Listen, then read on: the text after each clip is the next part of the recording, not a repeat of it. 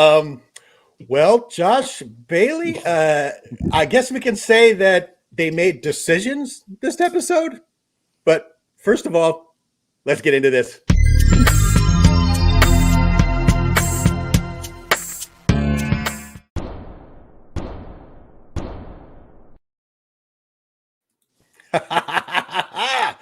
We are back, ladies and gentlemen. Book of Boba Fett breakdown. I got Josh. I got Bailey. It's the third episode, Streets of Mos Espa. And wow, I got to tell you, I think we're going to have a little bit to talk about this time. So it's definitely going to be interesting.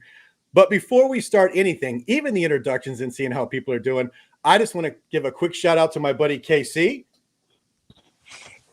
over in LA for the wonderful Paul's Collectibles Book of Boba Fett shirt. You guys are looking sharp and sassy.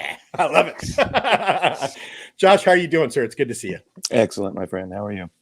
You know what? I'm just happy to be alive and have an internet connection these days. You know what I'm saying? So, because such wonderful entertainment is coming through. Bailey, how about you, ma'am? How are you doing? We're one step closer to Friday because education is just fabulous right now. Yeah. Wow. You can just feel it seeping out of you. Exactly. Yeah. Everything's great. Yeah. Yeah. There you go. Well, I'm happy to see you guys both. It's been another week. It goes by so fast. We're already on episode 3, The Streets of Mos Espa. But before we get started, you know how I like to do. Let's go over and see who's brave enough or bold enough to join us. What do you guys think? So we got there's Tyler DeNerd. Good to see you. Hey, Tyler. Patrick. Hopefully you can make it. All right. Steve-O, I'm going to get with you offline about this. Yeah, he's got a question about how I do some of my videos. We'll get with you offline on that, but it's good to see you, Steve-O. And there's Crazy 8. Crazy. General Chan. Hey, Shanti. Shanti. I got it. See, I got it. I can't wait to discuss this winner. Yeah, I've been watching her on social media. She seems to be somewhere near us. So, oh, there's Zori Blissful. And Zori. Yeah, I don't think there's enough time for us to type out what we did like. We're just going right at it already. That's what I'm talking about. Rolando. And then, ladies and gentlemen, as always, the world is as it should be, and I am warm and comfortable. There's Linda. Hey, Paul. But she know. Bailey and Josh. All right. Hi, Linda. Good to see you, Linda. But she knows who comes first. She knows. All right. Rick. What's shaking? And lastly, obviously, Paul. Yeah, you know what? I met a whole bunch of great people on the internet, and I've met Rick too. Joe Blake Skywalker, good to see you. There we go, right here too. Chat royalty, Gilster's in the house. Hey, Sid Camp there. All right, and we got New Zealand or Australia. Peter. I always forget what. Peter. And everybody saying hi to everybody. That's cool. Hey, Bailey. Hey, Matt. Yeah, we're going to get there, Alan. There's my brother, Alan. We're definitely going to get there. Oh, my goodness. Let's get on down. Okay. Yeah, I meant lastly. I know what you meant, smarty pants. That doesn't mean I don't love you. All right. Well, you know what? It's already starting to – here we go. See, it's already starting to come out in the comments, but – I'm going to get us started this way, Josh, and then we're going to defer right to you, and I'll pull up the picture of the oh, thank you, Pete. I thought I was right, New Zealander. And then I'm going to pull up the first picture, and we'll get into it. But for me, this was one of the biggest roller coaster rides I had taken on live-action Star Wars in a while. Some of it I was like, wow, and some of it I was like, this makes my stomach hurt. But anyway, so with that, Josh, the first scene of the episode, we're here talking about what was going on before. Give us your overall impressions really fast, and then kind of get us into the plot and tell us what was going on here and how you thought about them starting it off this way. Well, I mean, it opens up with 8D8 kind of laying out the situation basically and kind of catching us up. Hey, Scuba, on what's going on and what's led to this situation with Boba being in charge. Kind of explains how Bib was in charge and then how it was split between the different syndicates and kind of getting a layout of the land and the map of what we're having to deal with in front of us. And I thought it was actually a pretty decent scene. It was informative, but it didn't feel forced or anything like that. It didn't feel like it was nothing but information. It still was a cool Star Wars moment. And it was a callback to other scenes similar to that with the holographic map and everything. And yeah, I thought it was pretty cool. I liked it. It was a good opening. I agree. I liked it. Like you mentioned, the R5 unit was the holographic projector. Bailey, did this, because I had questions about how, Bib Fortuna was able to hold this together. Did this make sense to you from your perspective, how they explained this and what was going on? Did you like it?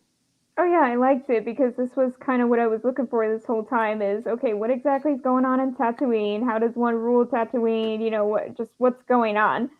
Because that was kind of my grievance with the other two episodes is we don't know what's going on in the present. So no, I thought it was great to, have that instead of, another back to tank moment, but that doesn't mean that doesn't happen either. Yeah, I thought it was great. Yeah. Oh, we got a couple more people join us real quick there. We saw Scuba and Jason joined us. Whoop, that's Rolando. Jason, you're already, wow, the chat's going, you guys. I gotta have to get good at this again. Hey, Jason. And then, yeah, Jason. And then Shabby. That's Linda. That's not Shabby. That's Shabby. Oh my goodness. And then Michael, it's always good to see you, sir. So thank you everybody who's joining us in the chat already. We're already up to 22 people and nobody's even gotten really upset about what they saw yet, but I'm sure it's coming. But anyway. I think Bailey, a lot of us are on the same page with this episode, honestly. I really think you might be right. It seemed, I was telling Bailey earlier, it seemed like a 1 in 3 thing for every one person who was like, this is the greatest. 3 people were like, I don't know. But anyway, Bailey, we're going to stick with you, ma'am. So this was one of the high points of the episode for me. You tell me what you thought of it and what you think's going on here. This is obviously Jimmy James, actor Stephen Root, I'm a huge fan of this guy. Tell me what you thought of them bringing him in here at this point and what's going on. I appreciated it because this was kind of, again, this was something that I was looking for, is someone kind of forcing Boba to, get his ass up and assert dominance, prove why he should be in charge. And he's like, hey, there's issues and the other 2 were able to take care of it. You should too. So I was like, yes. So like the start of this episode really had my hopes up a little bit. And like, yes, this is what I'm looking for, is show me why Boba Fett should be in charge. Show me what's going on in present day Tatooine. Show me this. So no, I really like this. This was what I was looking for this whole time. Good. I'm glad to hear that because, first of all, he went from staplers to what that. Josh, you sent me the meme that was going around where she leans in and she's telling Boba, he says someone stole his stapler from Office Space. I got the biggest kick out of that because that's one of my favorite movies and one of my favorite characters. But Josh, specifically, I want to ask you this question as well too, because my buddy who's in LA was telling me he felt like this was Love Boat. It's a new guest every week. And obviously, Shanti kind of agrees with you. Do you like that they're bringing in guest stars like this, or does it bother you? And what did you think of this? Absolutely not. I mean, I love Stephen Root too, but as soon as he came on screen, I said Milton.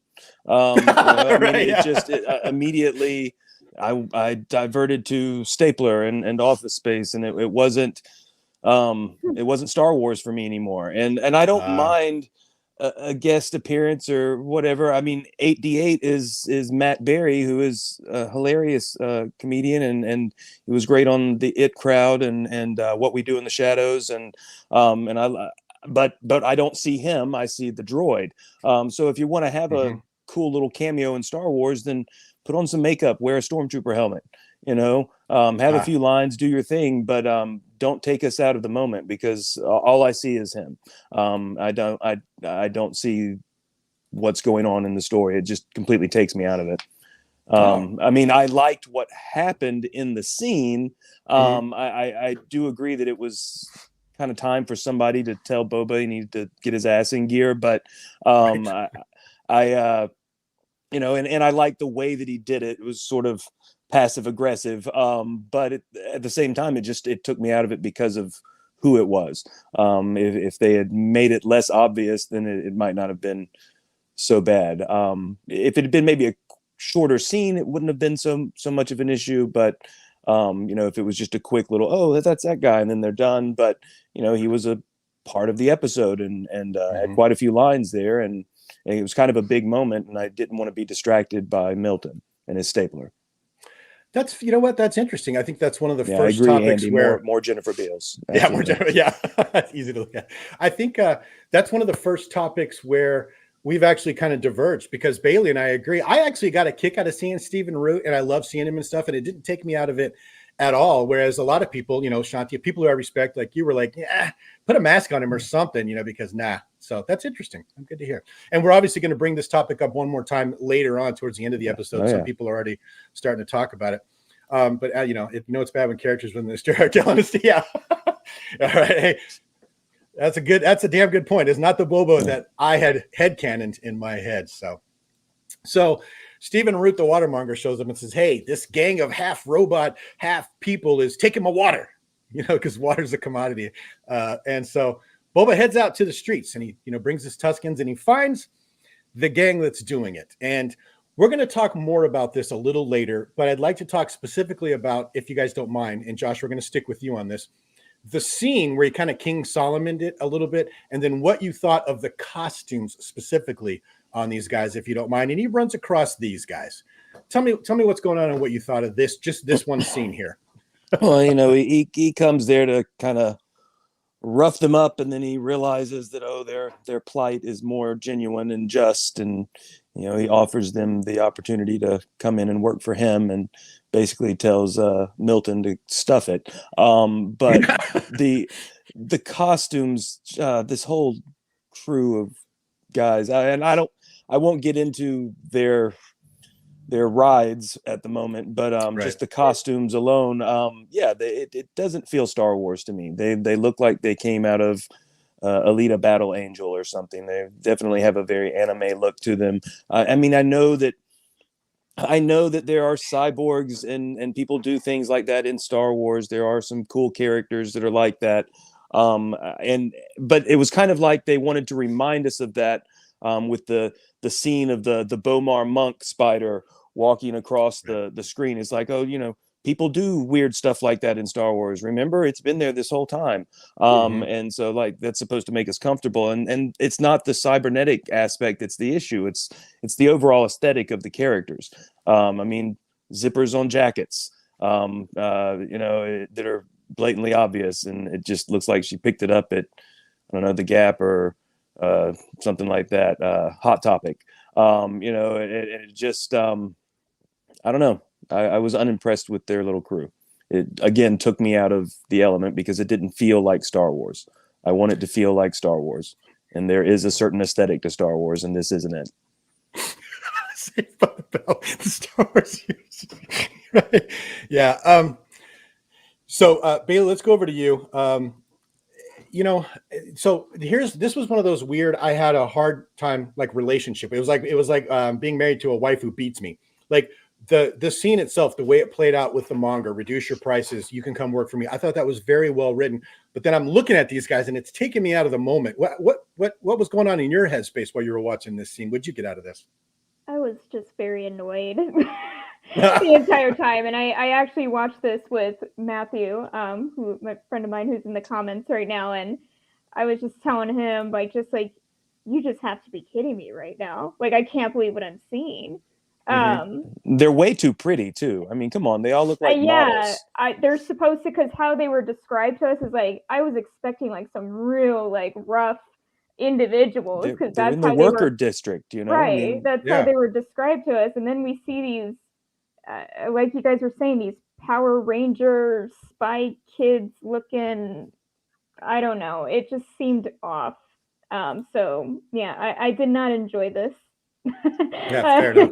Yeah, and that's Robert Rodriguez again. I mean, it's just something about his vision. I get that he wants to pay homage to things that came before, but not at the expense of the story. Don't take us out of the element of Star Wars. It's a galaxy far, far away. There's a very specific look and feel to it. You can do things that are different without ruining it. And I feel like he's more concerned with having his little Easter eggs than he is with actually telling a good story. So yeah, I think pretty much everybody, for the most part, except for Rick, at least liked Sophie. Hold on, Sophie, who I'm guessing was the lead one, is like, what is going on here? And let's go back to the pictures really fast, and then I want to go back and I want to touch on the plot device on this. Let me see if I can. I want to zoom in on this. So this, I just noticed this earlier when I was putting so I know it's picky, but this dude has belt loops and a zipper, like he's wearing slacks, you know what I mean? Like from that just came right off a shelf somewhere. And then this is the one I really wanted to go with. Bailey, let's stick with you for a second. And then Josh, I'd love to get your input on this. Might these little things, like this girl looks like she picked this vest up right out of like a thrift store or something, and then added some stuff. Is this but from your perspective, Billy, because you weren't having problems with the look aesthetic so much as me and Josh were, might this be what's causing our weird conundrum in our head, do you think? Or what do you think's going on here? No, I'm with you guys on this one. This is exactly what like my middle schoolers would wear if they could wear, if they could. I mean, they wear uniforms where I work, but if they weren't in uniform, I guarantee you they would look something like this. Some of those girls would definitely pick this up. This is definitely a very Hot Topic jacket, and I think that was part of why I was annoyed. Is just like, wow, I was expecting like these rough, like space, I don't know, criminals, and then it's my students. Like just like so yeah. Right? I'm with you guys. They just look like a bunch of misfit middle schoolers that I would discipline on a daily basis. I don't take them seriously, and wardrobe costumes really help sell a character, especially when they're brand new. Like that's why we buy figures and whatnot, and that's why I have some of them tattooed on me, is like the look. It really sells, and I am not sold on these people. So just from a first impression, just by looking at these clothes, I'm annoyed. I'm already turned off. I'm with you guys. This doesn't look like Star Wars to me. This looks very just sloppy, lazy. Like, yeah, the dude looks like he wears like the same work pants I wear to work too. It's ridiculous. So yeah, I'm with you guys. Darth Muzza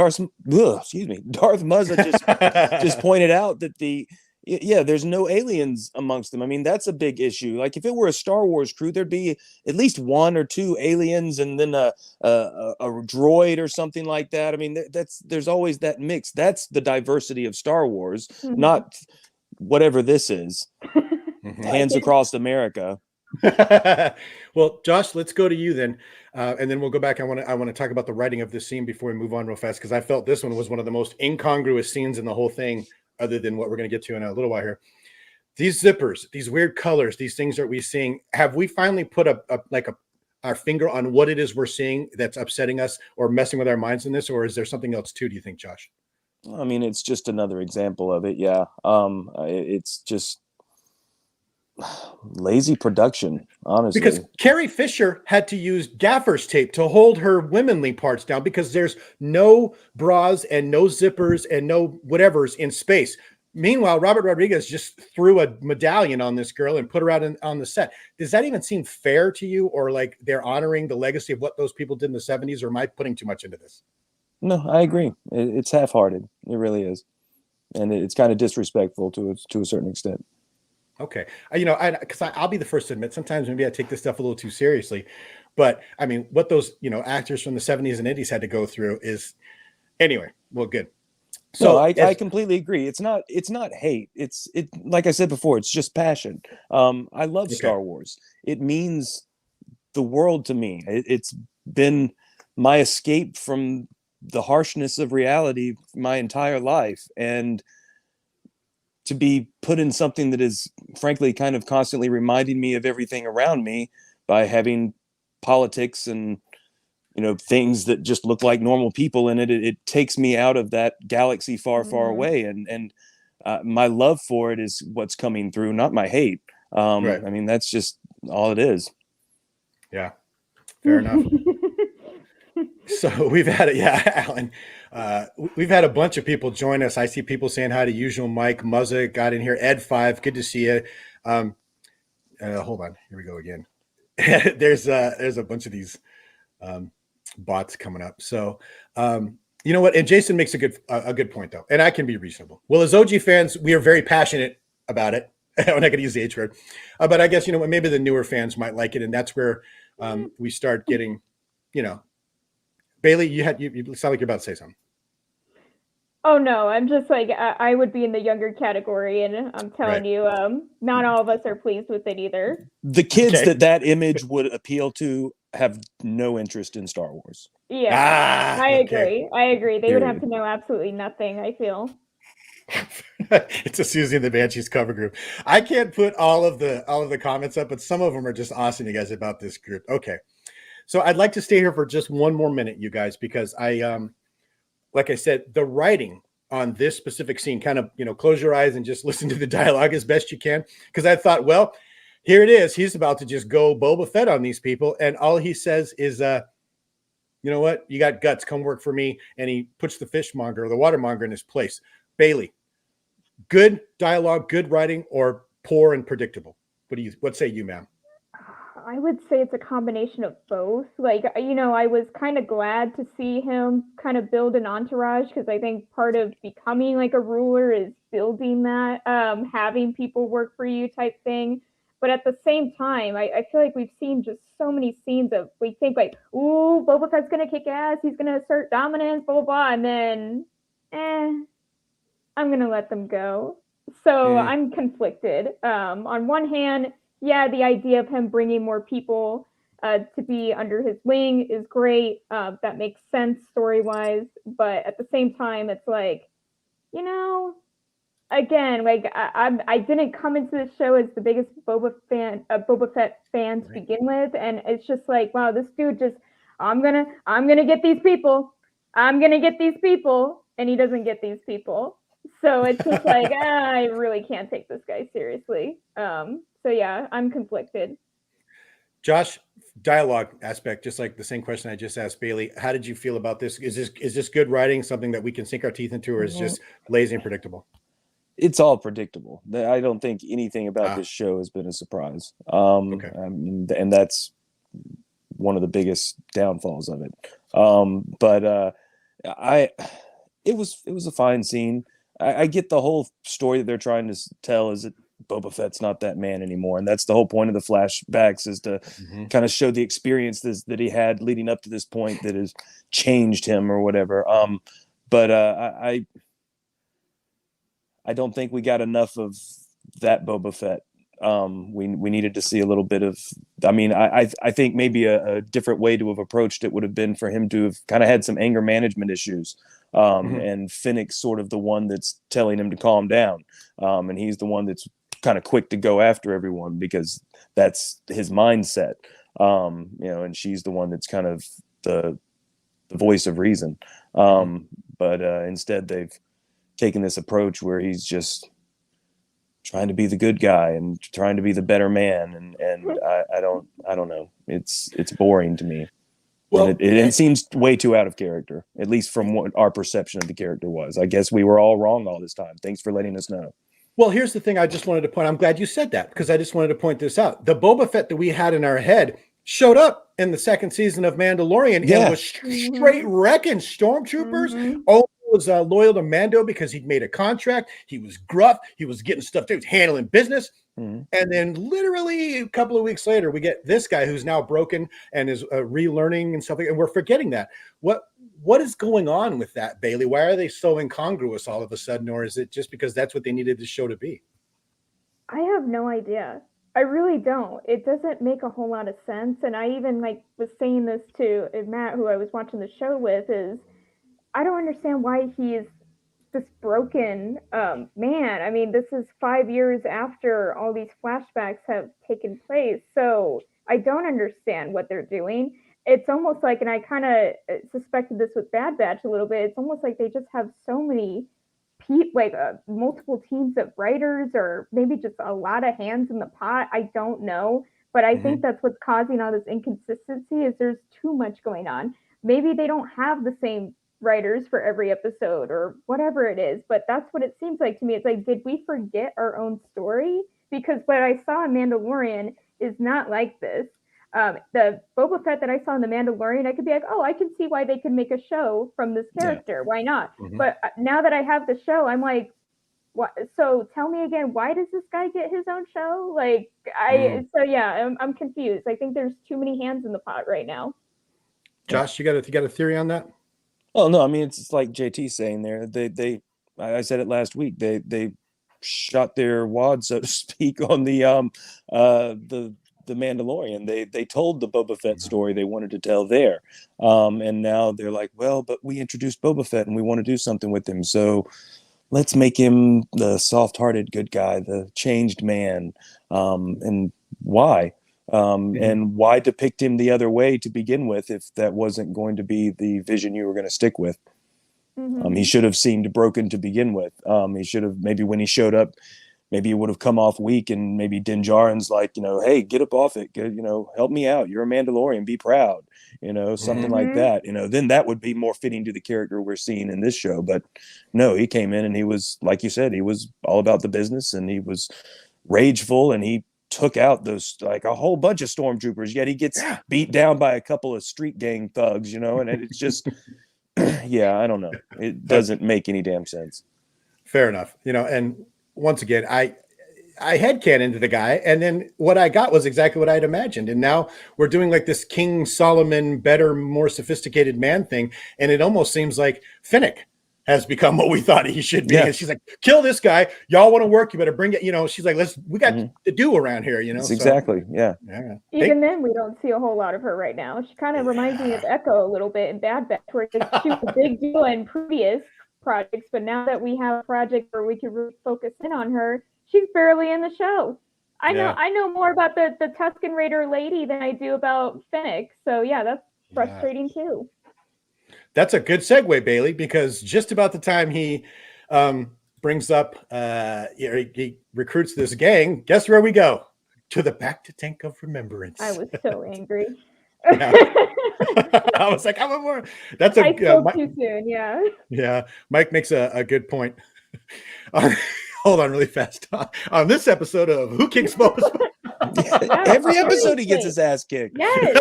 Right. Back to the tank we go. Without it, we're dead. Yeah. Oh my God.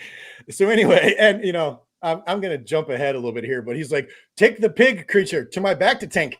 Oh man, how nice do you have to be? Dang, bro, don't you bathe in that thing? Yeah, anyway, I thought that was kind of gross too. I was like, those things smell.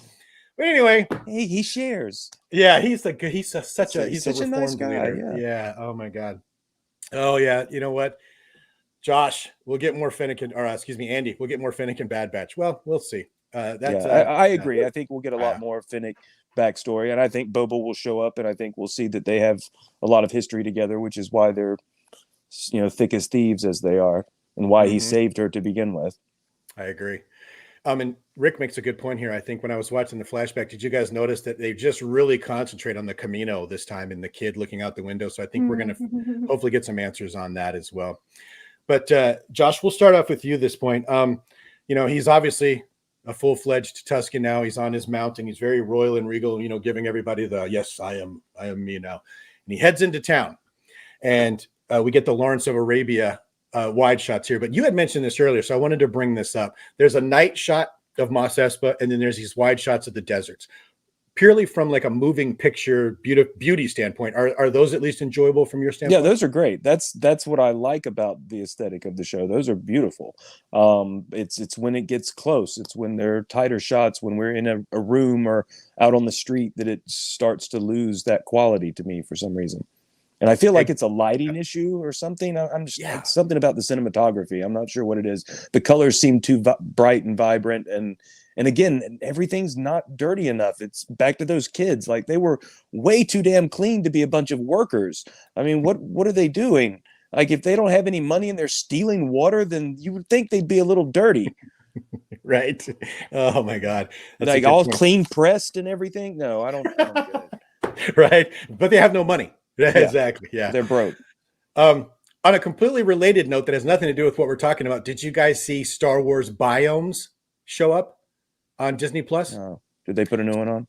They put I missed them before, but it's just over slow arcing scenes of different planets from different parts of the movies. And that's Rick saying that just reminded me. It's like this with no dialogue, kind of like the it's nice. I've watched it. Yeah. Have you seen those? Okay, cool. Yeah, I like those.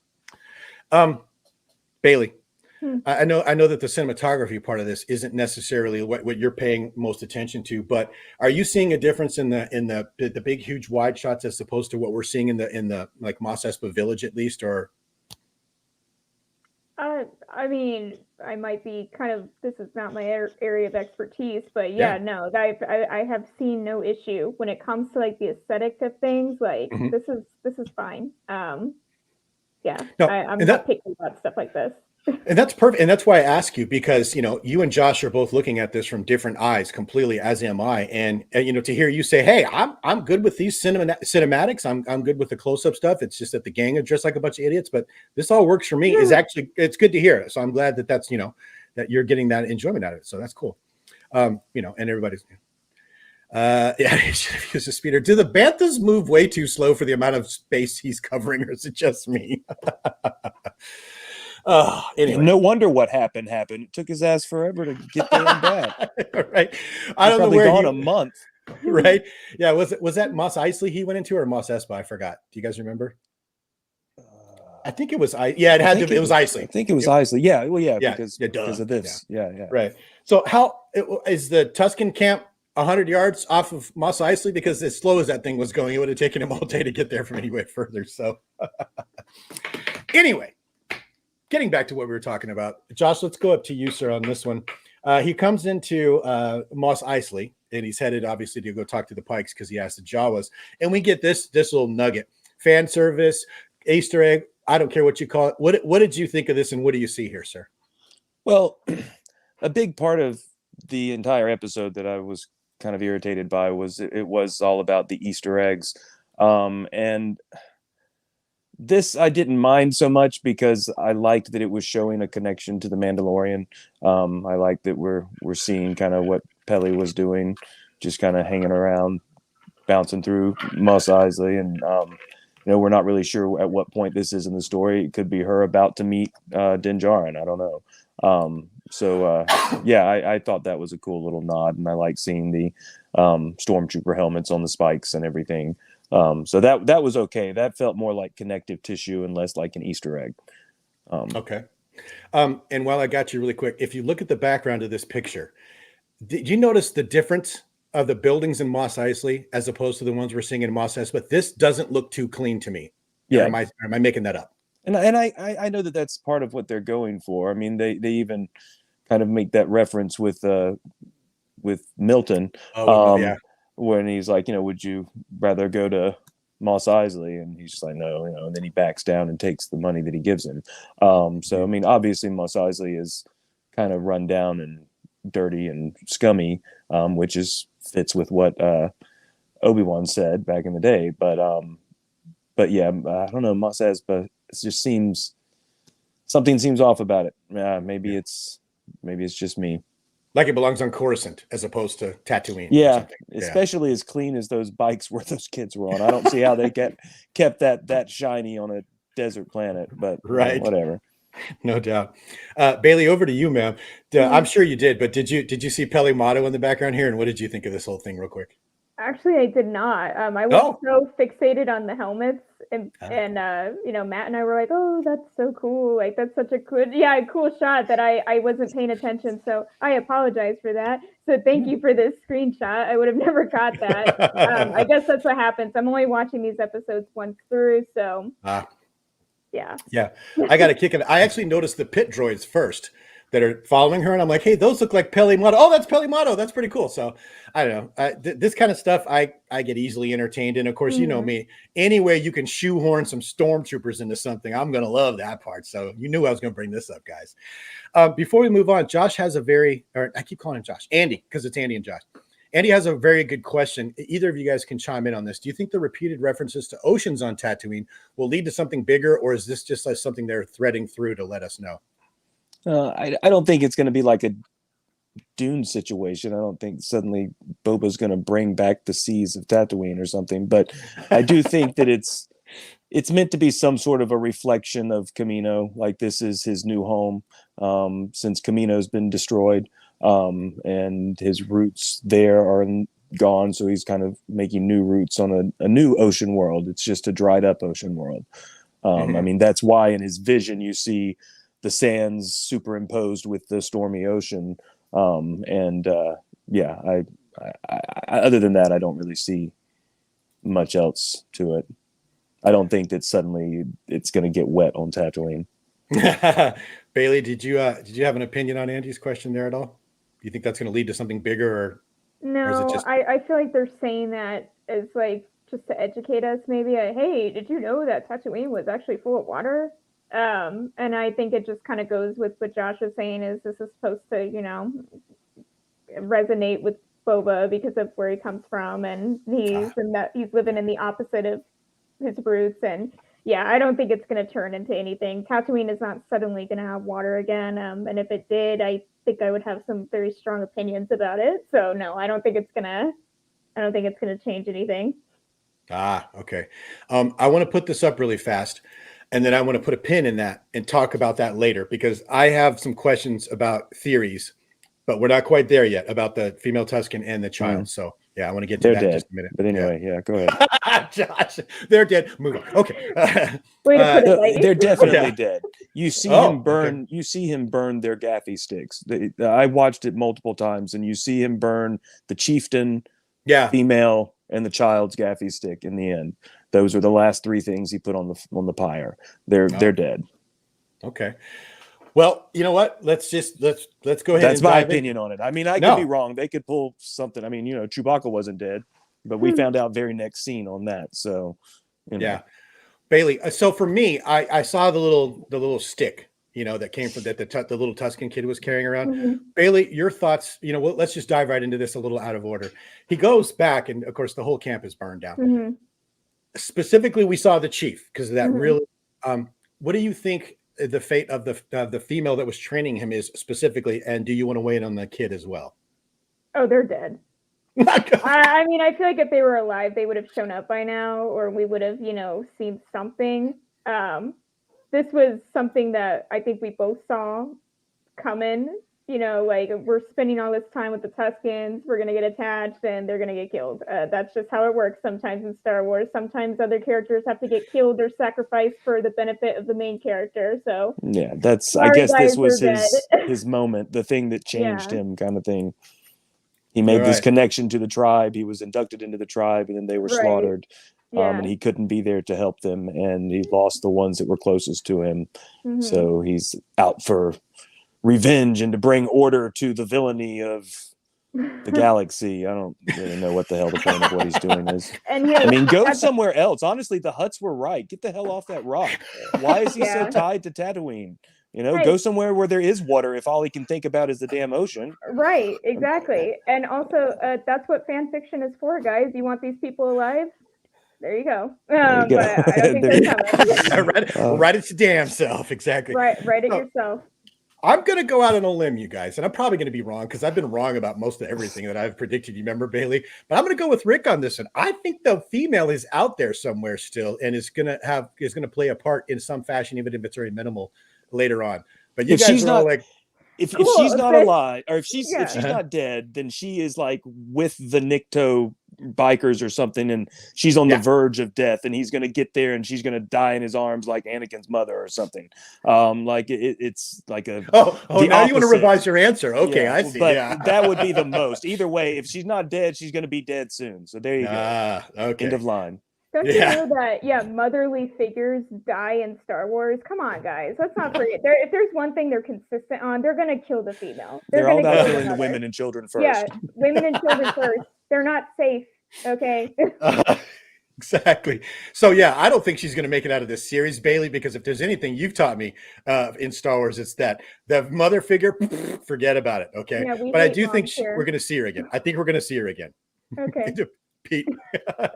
Dad, it's sad, but they're toast. This early. Oh my God, Josh, you're cracking.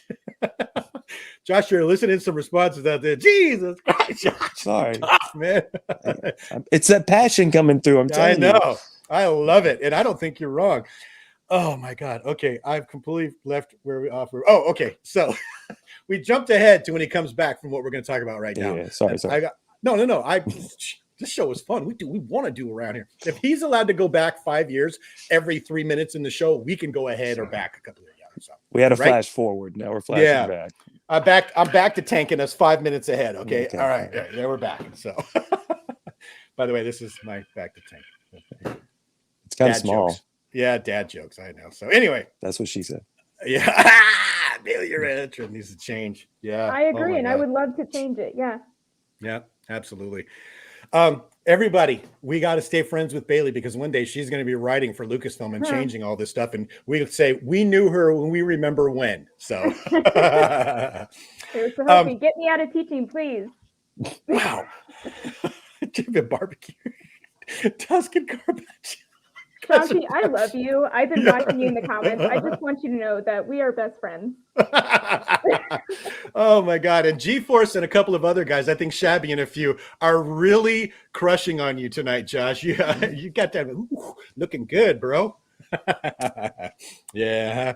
See, I used to be one of the better looking guys on the internet, Bailey. Maybe I was in the top 10, but then we met Josh and a bunch of these other guys, Scuba Pete, Pow. I'm not even in the top 10 anymore. He gets flirted with so much and I'm funny. I think you're beautiful, Paul. It's okay. You know what? We'll talk later. Okay. Absolutely. We'll do the offline thing. I got you, bro. I got you. Okay. All right, cool. So I forgot who went first last time. I tried to make it equitable, but Bailey, let's just start with you. How about that? Okay. He goes into town. He's going to collect some protection money. And tell me what happens here, and then tell me if you think this was a setup by the Pikes or this happened organically. I'm not gonna lie, guys. My memory of this scene is not the greatest, but if I recall, it was. I'm sorry. A lot of this episode for me, admittedly, is forgettable. So, so if I remember correctly, he's kind of like going in, and I think they're rehashing what had happened the episode before, and just. I think the Pike said something about, hey, like talking about other syndicates and. Like kind of like a this isn't over situation, or Boba was again adding for the Raiders, and yeah. So Josh, if you want to take over, my memory is not the greatest here. Yeah, Josh, pull Bailey back into. She'll remember, but because remember he was collecting, and the guys. Yeah, he's going in to collect, what the Pikes owe them for their protection deal, and the Pikes are like, no, we're not going to pay you because we've already got a protection deal with the Nikto bikers, and. Boba's like, no, the Tuscans are in charge. I'll deal with the bikers, and you won't have to worry about them again. But I think the whole thing is a setup. I guarantee you that the Niktos came to claim their money, and the Pikes were like, well, we can't pay you because our train got robbed, and obviously you aren't really supplying us any protection, so you might want to get rid of that problem. So then they sent the Niktos out to kill the Tuscans, and then guess what? Now they don't have to pay anyone for that particular batch that they lost. So no, it's totally a setup. Absolutely. That is a brilliant take. I didn't even get that deep into it. Yeah, I don't think they paid anyone anything. Yeah. I think they played them against each other. That's a good point. So hold on. I wanted to bring one up here. So G-Force, this is why I love the Pikes. It looks like you could beat one of them down with a marshmallow, but they are clearly, just based on what Josh said, scheming and scamming. Do you remember this now a little bit now, Bailey? Are you getting that vibe from these Pikes even more now that we get to see them more here? I mean, I never saw them as threatening. Honestly, even like in Clone Wars, I was like, oh, whatever. They're bad people, but they haven't really done or said anything that's made me feel that way. So yeah, that's why I don't really remember this scene. Is these guys just don't stand out to me, and they don't really do anything for me to change my mind. So yeah, so that makes sense. Yeah, they're just forgettable to me. Yeah. So they're kind of like the Illuminati, they're just kind of in the background pulling strings. Some people believe they actually are, some people aren't, and no one's really threatened by them. Is that about right, Josh? Yeah, I don't think they're the real threat that they're kind of building them to be to begin with. I think that's all a ruse, a distraction from who's really behind what's actually going on. And I guess that's the mystery of the show. And there it is. Exactly. Jason, Kira is running the Pikes. Changed my mind. Are we all in agreement that Kira is probably still in charge of Black Sun and therefore a lot of the other underlying syndicates? Bailey, do you agree with that? It's definitely a possibility, yeah. And I kind of wish she would show up in this show. It might make it interesting for me. Well, I think they'll use it as a way to kind of tell the story that they wanted to tell in the Solo sequel, or at least part of it. Okay. Kind of where she goes after that little conversation with Maul. And I think she kind of becomes the the second in command now that Dryden Voss is dead, and then she takes over after Maul dies. So it kind of makes sense to me. And then, of course, spoiler alert, because Tatooine is the center of the universe, Maul dies on Tatooine too. So yeah, shocker. Yeah, right. It all comes back to Tatooine. It's Bailey, poetry, you're a big fan of there you go. You're a big fan of everything being on Tatooine, right, Bailey? Sure. Yeah, yeah. That was sarcasm. I know you're like, there's other planets out there. So Yeah. Sure. Filming in the desert's cheap compared Yeah. to having to actually create a new world. So, why not stick with the dirt? Hold on here. Mike's saying Commander Geordi LaForge in the background. Star Trek homage. Oh, you know what? I think I know what he's talking about. Mike, are you talking about these visor things that these guys are wearing right here? I guess that does kind of look Star Trek-y, huh? Interesting. Okay. Let's get on there. All right, cool. All right. Let's go down the comments here, make sure I haven't missed it. Oh boy, they jumped. I think I was trying to, yeah, that might be true. I think everyone's trying to undercut everybody. There's just, there you go, Andy. Pike's trade feds scheming. Yeah, the Trade Federation guys, the Nemodians were absolute, but they were all scheming in the background. Yeah, absolutely. Yeah. Definitely the same. Yeah, we're scheming. Why does everyone in this show sit facing the door? Plot, right, you guys? Okay. Does anybody else know what Pete is talking about here? Can you hear it in your head? Fish heads, roly-poly fish heads, eat them up, yum. Nobody? No, Dr. Demento? We're not that old. Okay. I knew what you meant. Yeah. So that's it. Dr. Demento back in the day. Oh my God. Okay. I'm old. Yeah. And Star Wars Game Club's like, yeah, I see the Pikes like that as well. So everybody's like, these guys are just wait, Dryden Voss is dead. All right. Yeah, there you go. So other people, yeah. And that's interesting. Alan says he likes the Pikes. They're pretty cool characters. I'm kind of like Bailey. They just are kind of like, kind of cool. They're kind of cool, but they just really aren't like, they're not as cool as like the Hammerhead characters and stuff. They're just kind of there. So yeah. Yeah, we are too young. Fair enough. Yeah, Peter. Exactly. And then Steve-O gets it. Dr. Demento. Okay. I've got us off track enough. You guys are like, Paul, shut up. So he goes back out to the desert. We already mentioned this, but Josh, I'd like to start with you. I'm not going to lie. You called it. I was like, he's nuts. They're going to be around for a while. But wow, that escalated quickly. They're already dead, and it's the third episode. Obviously, that didn't catch you off guard. What'd you think? I think that everyone that was tired of seeing flashbacks of Tusken should be happy. I saw it coming. So I thought, predictable, just like everything else. I mean, it's a very obvious plot that we've seen in a ton of other movies. But I mean, I still thought it was a little sad. Okay, good. Thank you. So that you have some emotion in there. It was definitely a callback to like the Vader funeral pyre and Qui-Gon's funeral, and I mean, burning bodies. It's a thing in Star Wars.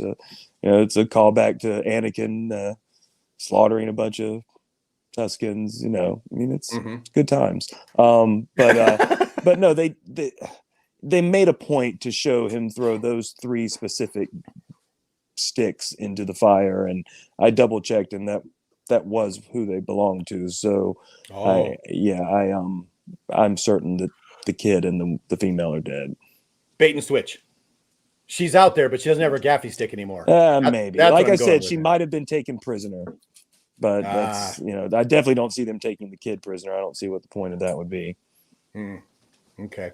So Bailey, I apologize. I don't remember you making a call on this or having an opinion, but third episode in, halfway through, there goes this Tusken background story up in flames, literally.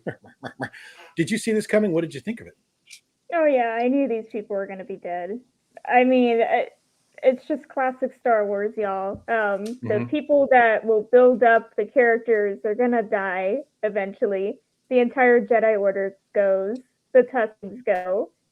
That's just the way it is. So yeah, and they only have so many episodes to cover, so I knew it was gonna happen fairly early. So yeah, this was not a shock to me, and I'm with Josh. Nothing in this show has surprised me yet. So yeah, this was just one other Yep, there it is. Boba Okay. loses another Right. family. Yeah. Yeah. Mm-hmm. Doggone it. Hold on. I apologize. Freaking Russian bots everywhere. So, when did Anakin visit that camp? Right? Yeah, no doubt. Somebody asked a question that I wanted to. Oh, okay. So, Jeff, really quick, believe it or not, you are looking at all three of these. These are the only three that exist. Each time I do one of these breakdown shows, the guests that I have on, I have a buddy of mine who makes them for me, and I get one for each person. So unfortunately, there's none other for me to. If I was smart, I'd start a merch shop, but I'm not smart. Bailey knows that. No one's ever accused me of being smart, huh? Yeah. Sorry, Jeff. That's a friend Yes. of mine. That's one of my former coworkers. Oh, well, if you tackle Josh as he comes out his front door, maybe one day you can get it off his back and you take that one. Maybe you can get him to sign it. Oh, but anyway, but Bailey, I know we only had we have 7 episodes of this, but it still seemed a little early to me. But you kind of mentioned this, but just to reiterate, this didn't feel early to you at all. No, I'm kind of with Josh. Like, as someone who is kind of tired of the flashbacks, it's just like, well, now I know I won't get those flashbacks anymore. So I'm sorry, guys. I'm just not feeling this show. And I like the whole, the Tuskens help Boba out, but I Fair don't enough. know, guys. I think they just still not could a end up fan. helping him out. I think that was the whole point of them There you go. talking about there being multiple tribes. And now that he actually is one and he has a gaffy stick that he crafted himself, and he speaks the language and he understands their ways, I mean, he can go and present himself to the different tribes and unite them. So I could see that. I mean, he's obviously their Moadib. So Yeah. So that's the vibe I got when he got there. And then later on, which we'll talk about, they're going to war. He goes, then we'll be ready. I think he goes back out into the desert and he's like, I am Muad'Dib of the Tusken Raiders, and we can unite and everything. So I think that's still a possibility. That's an excellent point. And Josh and Bailey, you're quickly coming on the collecting wagon with us here, but I love what Andy says here. Boba walks on his own until he can ride a failed HasLab. Collectors never forget, man. That failed HasLab is going to resonate. See, that's for a why while. I've been prepared this whole time. I got Boba sitting right here on his throne with his Rancor. It was coming. We knew it. Yep. And we'll jump ahead really fast at the end. He's like, I want to ride this thing. And I was like, oh, everybody called it. That's going to be awesome. Yeah, we'll get a take 2 on that HasLab. I'm sure of it. They'll throw in the saddle like Andy was saying. So, yeah. Probably. Bailey, everything in Star Wars rhymes. In this show is, to me, starting to feel like a crutch to just do the same old crap over and over again. Was this okay with you? Did you mind this, or did you be like, come on, guys, come up with something different? Or how did you feel about this? I mean, I guess this is okay. It clearly, Star Wars has shown that, when you cremate somebody, it seems to be a sign of respect. I think the only reason why Ahsoka didn't do it in Clone Wars is there's just way too many of them. Then that would cause, probably a signal. But yeah, no, this was fine. I guess. Yeah, it's just it's something that I knew was coming. This is how they were going to be buried, and yeah. Yeah, Bailey, you say this all the time. Yeah. People got to die. Yeah. Yeah. I mean, it started with Obi-Wan Kenobi in the original Star Wars. So yeah, any sort of mentors that we have, they have to be killed off in order for the hero to rise. So yeah. Don't be a teacher or a mentor in Star Wars. You will die. Right, you gotta go down. Even if it takes until the next movie, for Obi-Wan to go down or whatever. But anyway, I'm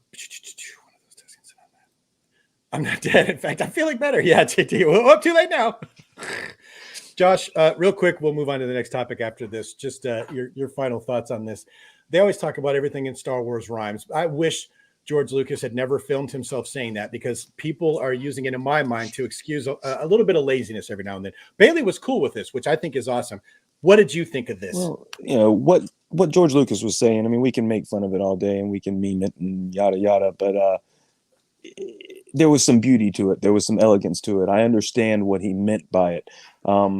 it can rhyme all at once as long as it's actually making poetry. Poetry is beautiful. It's art. At this point, it's just being repetitive and unoriginal. It's using what came before as a crutch because you can't tell a new story that people might be interested in. So, yeah, I think that's my opinion on it. And I think you both are right. This, at first, when I looked at it, I'm like, oh, that's a haunting, beautiful scene. Then I started to get a little, I'm like, all right, guys, I've seen this in about 4 or 5 Star Wars movies now or something. And anyway, all right. So we bust out of the flashback scene. Josh, you're going to start us off on this one. And I don't understand why he did what he did or why he did it this way or really what's going on or how there was no side effects to Boba Fett. But we get this oily, weird love fest. Tell me what you thought. What's going on here? Your opinions and thoughts, Josh. Black K just wanted to snuggle. That's all. They're just rolling around in the hay a little bit, rolling around in the bacta. Oh man. I mean, everything's well lubed. So no, it's it was really another scene where Boba looked weak. I mean, it just, I think it would have been if his crew that is supposed to be there to protect him aren't actually protecting him, then I would have liked to have seen him actually protect himself. And in the end, he just kind of got flung around like a rag doll, and they barely managed to subdue him. So yeah, it just made the whole crew look very ill prepared. And I know to a certain extent that's supposed to be the point. It's supposed to kind of show them, hey, we need to get it together a little bit more here. But I don't know. It made this whole crew of punks just seem even more useless, frankly. Excuse me. I've seen Chewbacca in cutscenes rip people's arms out immediately, and he's bear hugging Boba Fett here. And as somebody said it, Wookiee just walks in. Yeah, that was one of the other things. It's just yeah. There should have been some scenes of him like maybe kind of taking out Boba's crew as he worked his way to Boba, and then Boba manages to barely survive, and then that teaches him the lesson, as opposed to this just one more horribly choreographed action scene. Absolutely. It seemed so intentional. Everything about the way that they were attacking him, and it just, again, it seemed choreographed. I mean, and obviously it's going to be choreographed. It's a show, but it's not supposed to look obviously choreographed. It seemed almost like slow motion, kind of like the speeder chase. Yeah. So we'll yeah. Bailey, didn't seem intense. Yeah, Bailey, what's going on here? Why is Chrysanthemum there without a weapon? Why isn't he just crush Boba Fett quickly? And lazy writing, plot device. What's going on here, man? What are you thinking? What did you think of this? I hated it. It's called plot armor. Boba can't die. There is no reason a human man, especially one that relies on a bacta tank so much and is, in the most vulnerable state you can be in, there is no reason why he should have walked out of this alive.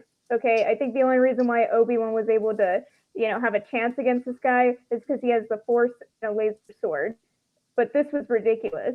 This is where I really just tuned out. Because first of all, I'm like, how the hell did a Wookiee come in this supposedly heavily guarded palace with Spy Kids and Fennec Shan, Master Assassin? How the hell did this isn't like a little Ewok, it's a Wookiee.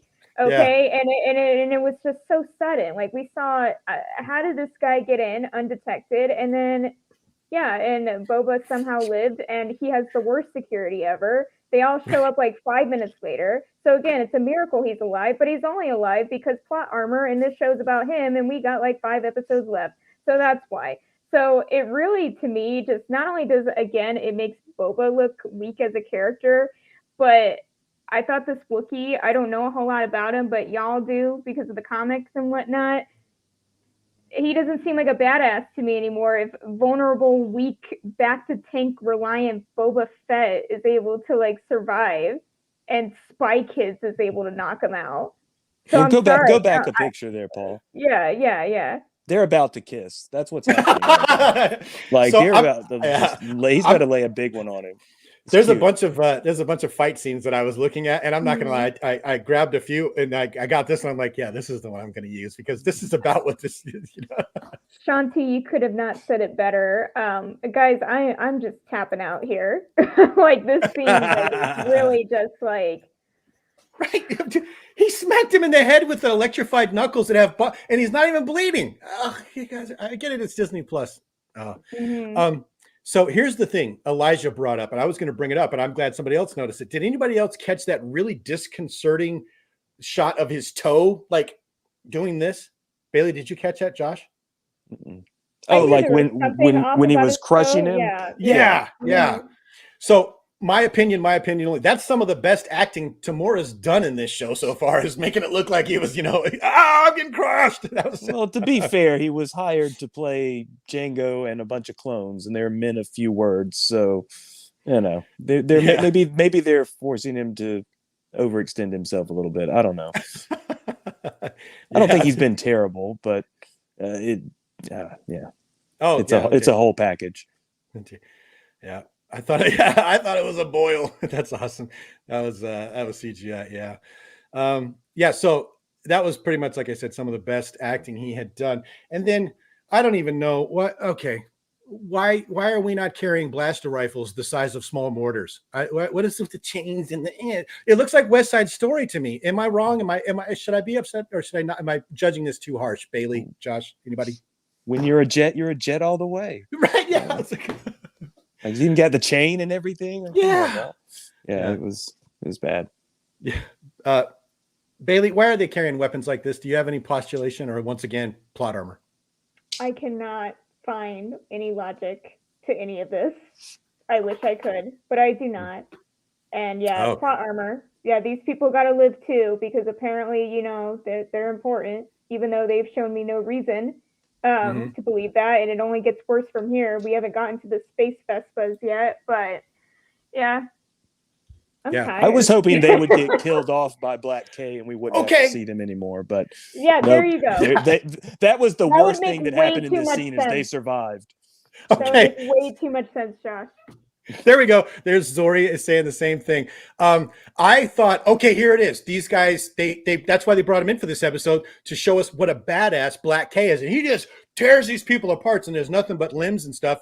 No, that's not what happened. And he could have done that with their cybernetic parts, and it wouldn't have been gruesome. Right. He could have broke her arm off, pulled that guy's eye out. So, Boba and the Fets. That's hilarious, JT. Yeah. And then, of course, Zori. I wanted the Black Cat to rip him all the shreds. Yeah, I thought that's what was coming. Yeah, I thought that's what Wookiees do. Yeah. Guess not. Oh, and I got a question. Bailey, let's start with you, because you're feeling sassy and I love it. What the hell is going on with her? I think she's up to something. Am I crazy, or what do you think? No, I agree with you. She must be I think she has her own ulterior motive, maybe doing something shady. Because I'm sorry, if that's not true, then she can't consider herself some master assassin anymore. Because again, a big ass Wookiee was able to get in the palace and go for her boss undetected, and she showed up like 5 minutes after the battle started. And even then, she wasn't too heavily involved in it. And then in the next scene, she was kind of smug. Like, she was very confident. I'm like, why is she looking like that when she did like nothing the night before? So yeah, I think she's up to something. She was sleeping.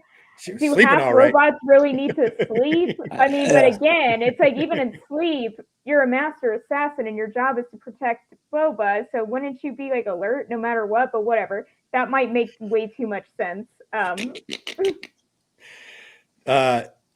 Josh, is she doing something in the background, and why the hell is she late? What's going on? I like Finnick. I'm not going to hate on the character. I don't think she was up to anything. The reality of it is she's got a lot of weight on her shoulders because Boba sucks. He is terrible at this new job that he has, and she's really the one doing all the work.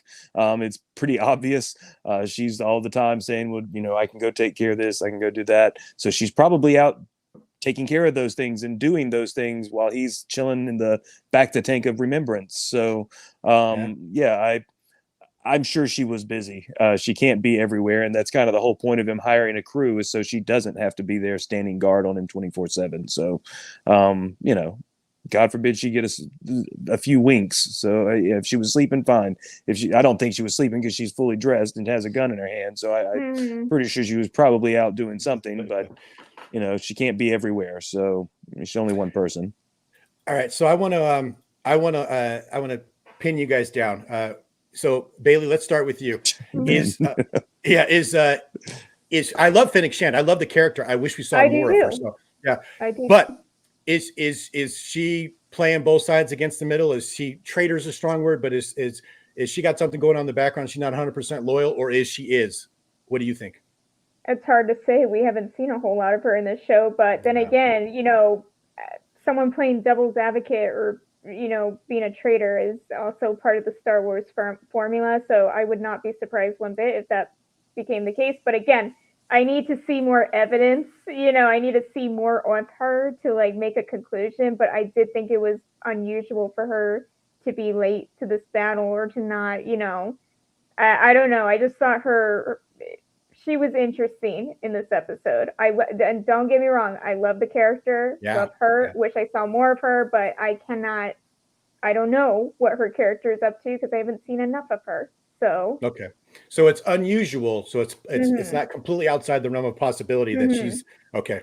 I got you. I mean, it's possible. Josh? It is possible that she could be playing both sides somehow, or may eventually stab him in the back. I mean, it would be a very Caesar moment. Just as soon as he builds his empire and finally gets it all together, the person closest to him stabs him. So it could happen. I wouldn't throw it out there completely, but I do feel like it's possible. I mean, they've definitely built her character to be somewhat cold. So I wouldn't completely discredit that idea. Okay, so both of you are thinking it's a possibility. But would it be fair to say that it's not a probability at this point? Yeah, I would say that. And I agree with what Rick's saying there. I mean, I don't know if Fennec necessarily has one, but I would say that Black K definitely has a life debt to Boba. I mean, that's why Boba says the line when she asks him, was that a good idea? He's like, well, what's the alternative? To kill him? Or the only other option is to kill him. So, he saved his life by letting him go. So I think that will definitely play in later. I think that we're going to see more of that Wookiee eventually. And then Boba and Black K will be the antithesis of Han and Chewie. Yeah, there you go. And we're going to talk more about that in a few minutes too, Josh. Those are some excellent points. Elijah makes a good point that I didn't think about. Maybe because the whole time she's been like, you got to do this, you got to do this, you got to do this. Yeah. And he's been countermanding her. Maybe she's just like, getting disillusioned in that side eye that I showed, somebody mentioned, that's just her being like, see, this is what you get for being soft. Could it be that, Bailey? It could be that too. I mean, I'd be annoyed too if I was her. If I'm supposed to be the right hand of someone that's supposed to have their shit together and they're not, and that would be a reasonable explanation for her to be like, you know what, I'm having second thoughts. And I know she has a life that we don't know what the extent of their relationship is. But again, that doesn't stop anyone in Star Wars to turn their backs on somebody. I mean, Anakin is a great example of that. It doesn't matter what someone does for you, you can still make a choice. So it's a possibility, guys. But again, it's hard to say because I don't have enough information to go off of. It's definitely a possibility. And the next scene kind of lends itself when they're sitting at the table talking. Boba's all about wanting to retaliate against the Hutts. And Fennec's like, oh, no, you've already retaliated. Well, if she's working for the Hutts, she would obviously want to discourage him from attacking them or whomever else. So, yeah, there's definitely some strings being pulled here, but I don't know how much of a puppeteer she is. Fair enough. And I think you both make an excellent point. Hashtag more Fennec Shand. Am I wrong? I'd love to see more, right? Okay. Let's hit the comments real quick here, you guys, because Patrick's got a question here. And although he addressed it to me in general, I think this is a pretty easy question to answer. So, Bailey, I'll start with you real fast. Do you think it was a good choice for Boba to save her? I think so. I mean, especially if he's had this intention of trying to take over something, it's always nice to have, somebody that has your back, So, no, I don't think it. I think it was a good choice for her. She's a cool character, guys. I mean, why not? So, Josh? Yeah.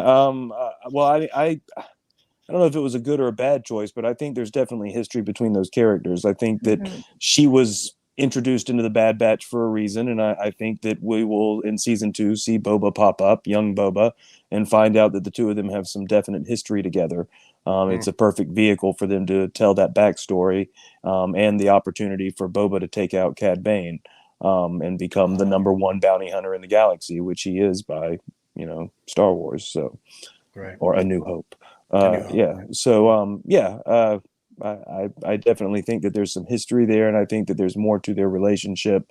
But whether it was a good or a bad idea to save her, he definitely wanted to save her, and he definitely felt it was a good idea. And at that point, being the more humbled Boba, I would think he would be more cautious about who he picks as his friends.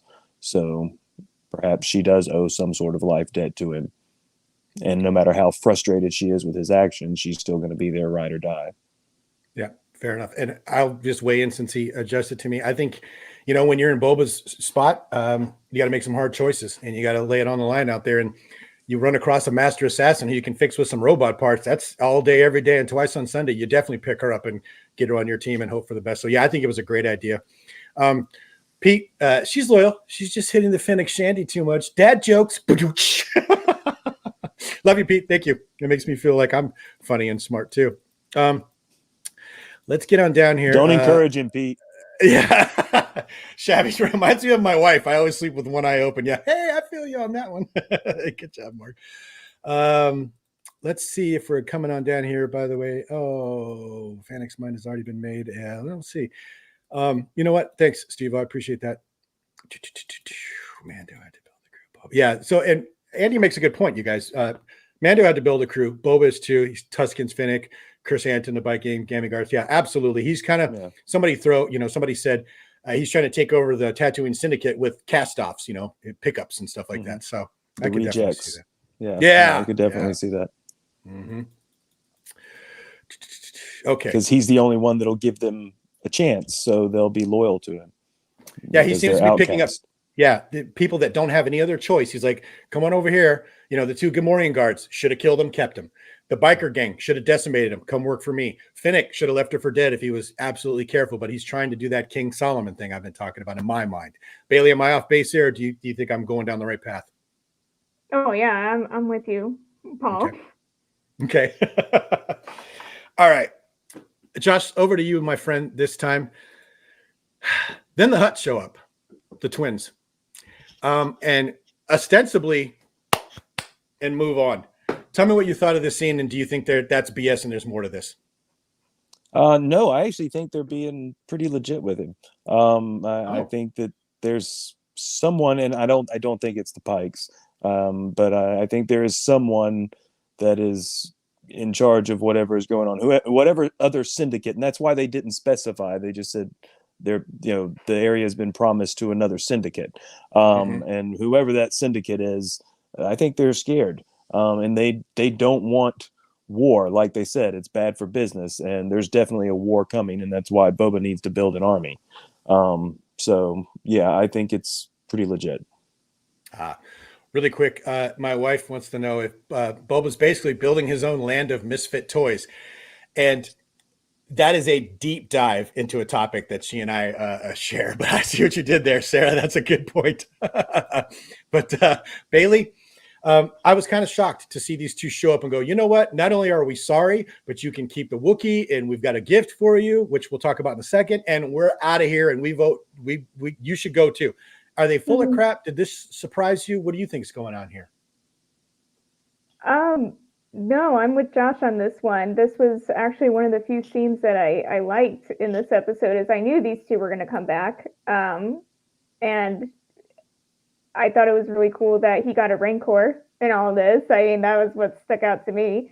And I was not surprised. I think I was more surprised that it was like a one and done. Like, okay, we're done here. Sorry, we sent the Wookiee to kill you, but we were wrong. And here's a Rancor. Like, that surprised me a little bit. But yeah, I knew we were going to see these guys again. So I was just surprised on how it seems like we're done with the Hutts. So that is the aspect that surprises me. Oh, okay. Yeah, because I'm not going to lie, I was a little shocked that they were like, last episode, they were like, well, you better sleep with your back by, we're going to try. And then, like, literally 24 hours later, all right, we're out. Screw it. Never mind. Here's the Rancor. Yeah. Yeah. Isn't that weird? No, they're Huts. They're all about business. Mm. And they know if it's smart or not. Look, they're not. They're obviously not people that like to work hard. So Yeah. I think they're going to take the easy route, whatever it may be. That's why they don't like war. That's too much work. There you go. Crazy 8, beware of Huts bearing gifts. Yeah, that's what I'm thinking. Oh. Oh, another collector. Boba gets a free Rancor. We all missed out. He got the prototype. Oh, wait a minute. They didn't get that far. They didn't even get that far. Exactly. All right. Well, we'll get to this. Let's just move on. So they're like, and we bring you a gift. Josh, I'm going to start with you again because we've been talking about this Rancor thing. How did this make you feel when we saw, first of all, the Rancor? But that's Danny freaking Trejo, bro. What did you think of all that? Well, and this is the point where I was taken out of the moment because okay. It's Machete. Well, they did say part 3 would be Machete in space. So, here he is. I don't know. I liked the Rancor. I thought it looked cool. I want to believe that it's legitimate, but it's possible, like what Left Coast was saying, that it could be a Trojan Rancor. It very well could be. That may be why they made the point to say it imprints to the first person it sees. Well, maybe it's already seen someone else and this is all just a ruse and it's going to turn on Boba. But I do like the idea of seeing Boba ride it into battle in whatever big war this is all building towards. Fair enough. Bailey. And it looked good. I thought the visuals on it were good. Like the Rancor looked good to me. They actually, okay. I was gonna follow up with that later, but they actually did good. I was worried that if when it started to show up, if it was gonna look cheesy, but it actually looks real. Bailey, Danny Trejo, and we got a baby Rancor. Thoughts? How are you feeling when you saw this? Like it? Hate it? What's up?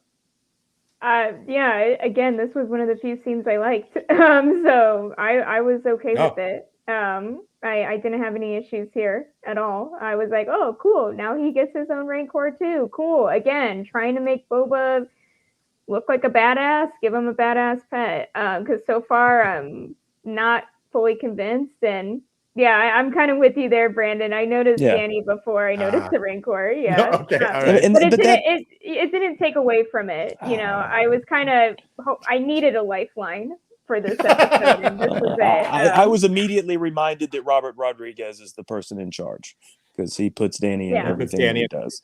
But I mean, don't get me wrong, I love Danny Trejo, but I can't put a mask on him or some makeup or something, just make him not look entirely just him. It's just him, So I don't know. We'll see. While we're on this topic, and then we'll move inside real quick. Jason asked, "Is it Moochie?" I got the impression that it was not. What did you guys think? That's not Moochie from Bad Batch for sure, right? I don't think so. And to be honest, I completely forgot about Moochie. Sorry, guys. Okay. I'm tapping out here, so. I don't think it's Moochie. I think the timeline's a little too off. Moochie would be a lot bigger, I think, at this point. Yeah. I mean, it's been like 30 years. Oh, yeah. Because Moochie would be way older by then, unless we don't know what their life cycles are like. So, a lot of people are agreeing with me. I got a kick out of seeing Danny Trejo. It didn't pull it out, just like Stephen Root. These are the little giggly things that I like. But some people are like, what the hell? It's distracting. And then we'll get into what happens next here really fast. But Bailey, was letting Black Chrysanthemum go a good idea? And do you think that's because we're going to see him again, or is that it? Honestly, I don't know what to think of this character. Because, I honestly, I can't give you an answer, Paul. I don't have much. I don't have like any thoughts when it comes to this Wookiee, other than he is successfly able to attack Boba, and he didn't kill every human being in that room. But I don't know what to think of this guy. Josh, letting him go, good idea. Why'd they do that? I think it's gonna come back to be a good idea later. I mean, that's why Boba was like, it's just business, and that's something that Black Chrysanthemum should know. So, I think he'll turn out to be somewhat of an ally later on. Because obviously the people he was working for don't want him, so he's just out on his own. I don't know that he's going to necessarily come and just hang out and be part of the crew all the time, but I think he may come in clutch when he's needed. Oh, see, I'm going to go with JT. I thought as soon as he cut the handcuffs, he was going to come over and give him like a handshake sign or something to go, and I appreciate that. I'm down for your cause now. But he just trippily trops off into the desert. Yeah, he bounced. Yeah, he did run like a baby though. So he did. He took the hell off. Like, I don't want none of this anymore. So that's awesome. You know what? And Jason's good point. BK life debt, maybe, you know, another one of those, because that's how Wookiees do. You know, Zori's got a good point. He looks cool though. He really looks cool. I like him. So yeah. Telegram from Mongo. Yeah. So I gotta, there's a lot of interesting takes on him for sure. And then there's that. There's a practical considerations. He's got 4 kids to feed now. He can't feed a Wookiee as well, right? Crazy. So oh, glad I'm not the only one. He scurried off. Oh my God, he just bounced. So, but yeah, I think we're gonna see him again, hopefully, you know, but then again, 7 episodes, but who knows? Alrighty. So here's the one that caused a lot of conversation on the internet and a lot of strife either for or against, because this show seems to be rehabbing everybody. Turns out Boba Fett's not a bad guy. He's much more complex and kind of like King Solomon. Turns out Rancors aren't just bloodless killers. They're highly emotional, like babies or whatever someone is saying in there. And occasionally depressed, apparently. Yeah, Josh, walk me through this scene and tell me, you know, kind of how you thought they characterized the Rancor. But I want to point something out before you start really fast. My wife has met Danny Trejo because she works at the Phoenix airport. He's 5'6". He's a tiny little dude, like 5'7" maybe.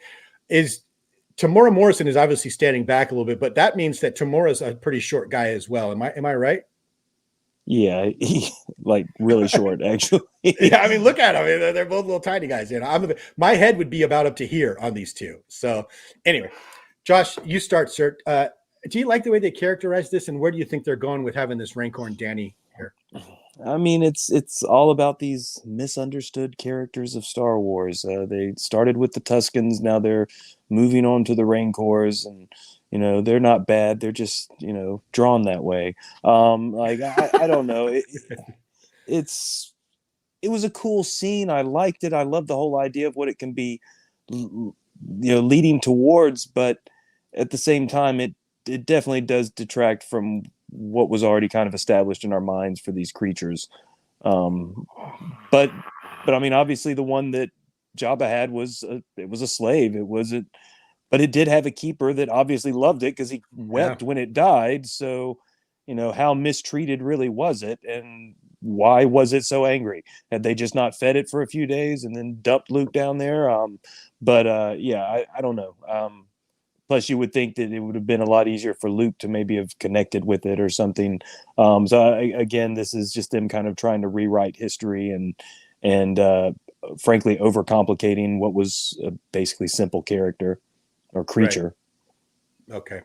You know what? Yeah, I didn't even think about that. Really quick, this is one of the scenes where it is horribly and completely and blatantly obvious that they are standing on that volume, because the rocks right behind them over here, those look like stand-in spot. But as soon as you get back here, it immediately looks digital, doesn't it? Yeah. Yeah. And part of this too. And then like Danny, I don't know what, maybe it's the way I took the picture. His head doesn't even look real. He looks like a cardboard cutout here anyway. But anyway, Josh, you made a good point, which I'm gonna touch on after I ask Bailey the same question I just asked you. Bailey, we find out that apparently Rancors are even more emotional than Jackson, my dog, is during a storm while you're watching the house. What's going on with that? How do you feel about what's going on here? All I could think of during this whole thing was, I just know we're gonna get another training montage with this Rancor. It sounds like a montage. Yep. So that was the only thought in my head when I watched this was, we're gonna get a montage. Oh, okay. Okay. Josh, I think you made an excellent point that I hadn't thought of until just now. We got 7 episodes in this first season, regardless of whether there's a second season, a third season, or a 43rd season. Are they trying to jam too much character development about too many people into too short a time, or is this smooth running for you? Because now we find out that Rancors have to have a backstory. Yeah, it definitely feels like they're trying to do too much. Okay. So it makes me wonder if this show really is going to be a one and done, or if there will be a season 2. I have a strong suspicion that this entire season will be build up to a big holy crap moment at the very, very end of the finale, and then the end of the credits or the beginning of the credits, we'll see, book 2 of Boba Fett, and we'll get another season. That's what I think at this point is going to happen, because they've just been so slow with the progression of the plot. We'll see how next week's episode goes, but if it's another plot builder and slow moving, filled with backstory kind of episode, then I would think at that point there's no way they can really finish this story out in 3 episodes. Plus, I still feel like there are other characters that need to be introduced in order for them to actually tell a story that makes sense if this is the story they're trying to tell. They've got to have time to do that. And 4 episodes is really pushing it at this point. Because in a 38-minute episode, we spent a lot of time talking about a Rancor, did we not? And it was short again, too. Like that was a little disappointing. I was hopeful after last week's episode was longer that may be a more continued trend, and I thought maybe the first episode was short because they kind of split the first 2, but nope, we went back down to a little half-hour episode. Andy cleared that up for me. He said his partner with the Hollow Chronicles, Josh, met Tamora, and he is in fact a little short guy. So there. Well, he did say a shorty. So is that like he a shorty? He is shorty, Yeah. But I just don't feel like at age 51 I should be using the word shorty. I'm like, hey girl, hey girl, who's a shorty? I'm sorry. Oh my god. Yeah, definitely filmed this with the cardboard background to show we're missing. Wow. That HasLab Rancor thing is going to go on and on. Yeah, Danny's short. Yeah, Tim's my height. Oh, sorry, Jay. I wasn't trying to make fun of anybody. There's nothing wrong with being short. I was just like, he's as tall as my wife, and I see well over her. Yeah, I'm 5'2". Yeah. And as much as I would love to talk about height and whatnot, yeah. No leg to stand on. Let's move on. Okay. Fair enough. Let me scan the comments here, make sure I didn't want to miss anything. And let's get rid of that. Bum, bum, bum. Russian bots are in the house. Like, oh, thank you, whoever got rid of that one for me. I appreciate it. Yeah, it's good. Love a good montage. Yeah, Jason. Mando gets a blurg. Boba got a whole Rancor. He's feeding Rontos to it. Yeah.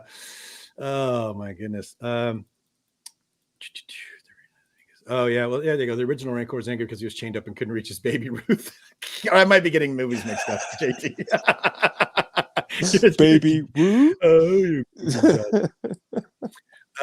Yeah, no doubt. So I care more about this Rancor than half the characters in this show now. It's like, hey, let's not kill the Rancor for God's sake. So go, Shotty. It's your birthday. Too soon? Okay, I'm too soon. All righty. The Rancor had kind eyes. It did. So, it really did. Yeah. And when it just needed a hug. Yeah, it needed little scritchy scratches. Mm-hmm. It's killing everything about my childhood. Well, Danny Trejo was kind of creeping me out the entire time because, like, Boba's all like, "Oh, you like that?" And he's like, "Yeah, he does." Yeah. And he's like, "Oh, they can be very loving." It's like, what do you mean by that, Danny? Like, what are you doing to this Rancor behind closed doors, man? Put your pants back on, Danny. They're going to go up to the Rancor and they're going to hold up a doll and be like, point on the doll where the Rancor keeper touched you. Where did Danny touch you, Rancor? I'm sorry. Bailey, the look on your face is spectacular. He's going to need therapy.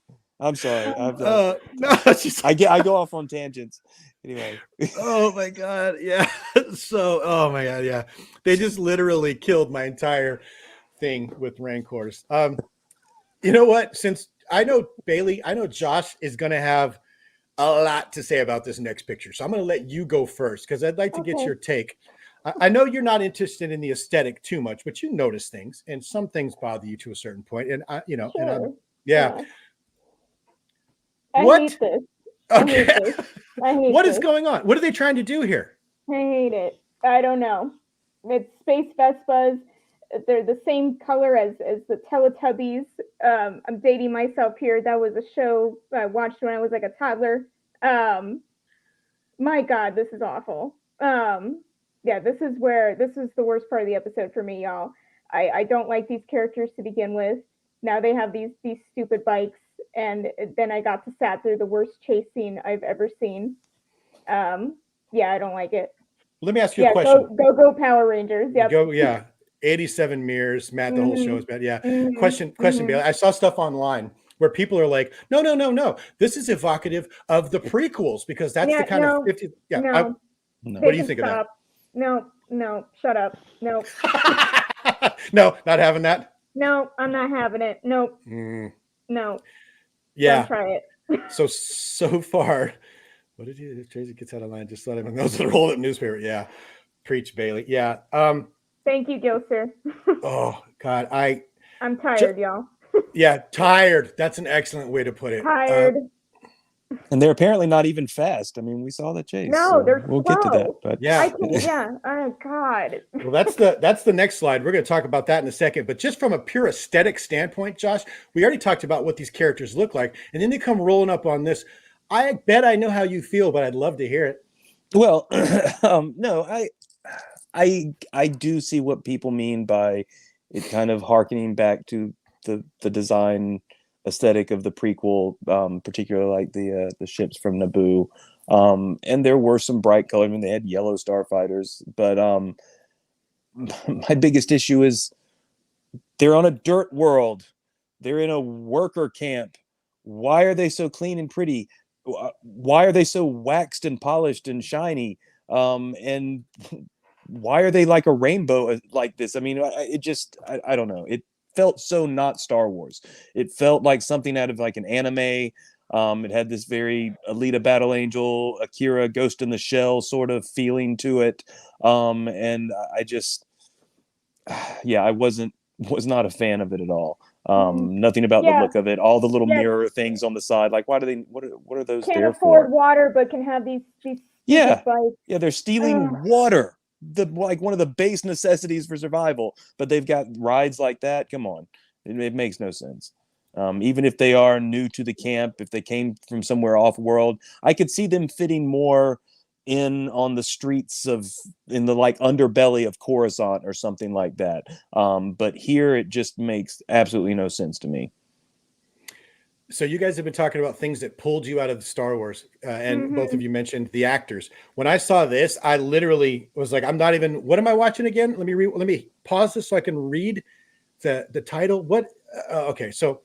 And you know what? That's an excellent point. This is supposed to be an intimidating gang that was robbing the watermonger and all that stuff. And intimidating as light rain. Okay. But nobody has, Josh, Bailey, you guys don't have any supposition as to what they were going for, what they were trying to do here? Or is this just Vespas?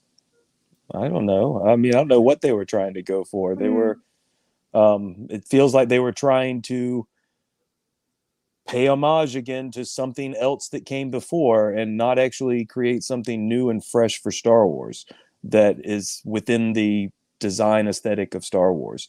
Whoever is doing the art direction on it is just not really getting it. I think they watched all of the wrong movies in order to prepare for it. Fair enough. You know what this reminds me of? I'm glad you said that. I have a friend who's in the 501st over in LA, and I've got to meet a bunch of those guys. And the last scene in The Mandalorian, you know, when all those stormtroopers show up, a bunch of those guys were the 501st Legion. And they were saying that the stormtrooper costumes and some of the other costumes, like on the scout troopers and everything like that, were messed up pretty significantly, if you know what you're looking at, and that costume designer needed to be because she didn't have any idea what she was doing. I'm guessing maybe the person that's designing the vehicles here is like looked at, you know, a 1950s Buck Rogers movie and thought that would look cool. That's my best guess. You know, I don't know. But anyway. Yeah, it definitely has that space of the 1950s image, not Star Wars. Not something that's real.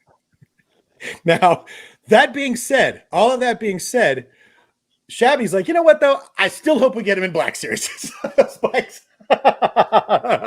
That's the collector in all of us. I'd buy one of them just to say, look at this goofy thing. Oh my God. Yeah. It looks more sci-fi than fantasy because, as I've said before, Star Wars is science fantasy. It's not science fiction. So the first time we see Boba's backpack work, though, that's true. Yeah, there we go. All right. So let's get into this next part. Josh, I'll start with you this time. This whole chase scene felt kind of budget and slow and off. Am I crazy, or what did you think of it? Yeah, it's the same issue I've had with all of the action sequences throughout the entire show. I mean, that all the way back, well, I say all the way back, 3 episodes. Right, yeah. It's been a haul, buddy. Episode with that fight in the street with the guys with the force shields. Like it just, it felt very clunky and it didn't get my adrenaline going, like it's supposed to be this exciting moment. And I was like, okay. I honestly got distracted on my phone when I was watching it. Mm-hmm. It was boring. Mm-hmm. Like, how is the climax of the episode boring? So yeah, that's how I felt about it. Bailey, I see you're nodding your head. What you got? Yeah, mind you guys, I was watching this at work with my buddy, and we went back to work. Like, we would rather do our work than watch this scene. And Wow. I asked them, how much time do we have left? And is it me? Am I losing my mind, or are they moving really slow? I cannot express just how done I am with this episode. I have no other opinion besides that this is terrible, in my opinion. And if my work laptop is more entertaining than Star Wars, we have a problem. Mm-hmm. Like, I'm sorry, it just is. Yeah, no doubt. I want to give a shout out. There's Vince Lewis. I used to work with that gentleman, Bailey. He's a Star Wars nut too. Good to see you, Vince. Well, let me ask you, just because I'm the host of the show and I'm supposed to be devil's advocating things here, Josh, I'd like to start with you. Was this why do I always have to go first? Yeah, because Bailey's like, I don't even remember this scene, so I got to get you going. So she's like, oh yeah. That's how bad it was for Bailey. You get to go first. Might this chase have been so slow because it was such a confined, small environment? It couldn't be like a speeder race out on the plains. It had to. Might that be it? Do you think, or is this just bad?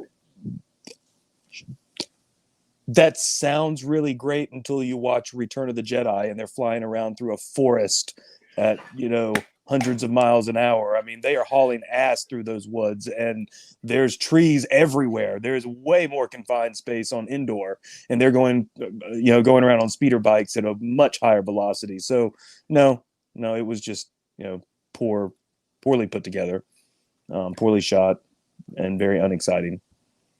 Bailey, is Josh nuts, or do you agree? I agree.